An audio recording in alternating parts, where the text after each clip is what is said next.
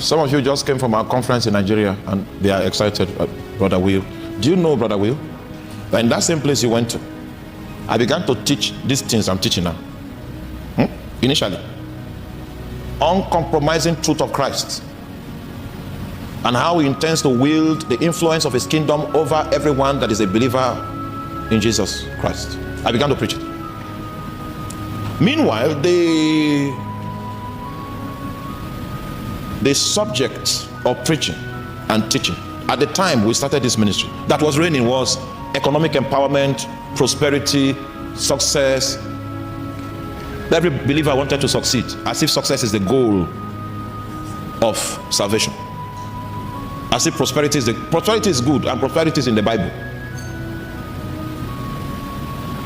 But at that time, the teachers of that generation had successfully pedestaled prosperity as the object of the Christian faith. Then I began to teach the gospel of the kingdom, which, for your information, that was what Jesus taught. How many of you were in Bible study when I did an analysis of teachings So I started teaching the gospel of the kingdom. People in my congregation will be leaving. There were 6 waves of people that left. I'm not saying 1 or 2 people, I'm talking of waves, because people could not stand a gospel that enthroned Jesus as king, for their lives to derive from his authority and for them to live within the scope of his purpose and his will. They couldn't take that.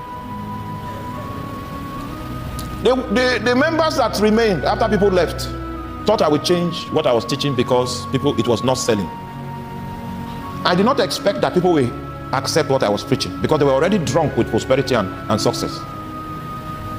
But my message was not for them. My message was for the people that were seeking God in truth, who could not be drowned by the deception of prosperity as the goal of salvation.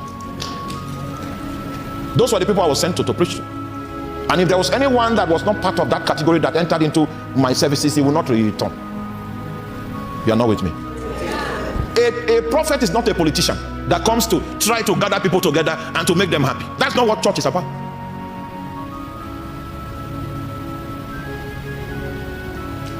A prophet must exalt the place of Jesus as master and then teach people how to relate with him from that standpoint. It is only under such circumstances that Jesus can say he has a people to work with. Now, we are missionaries. We go to places where we are prone to Islamic aggression.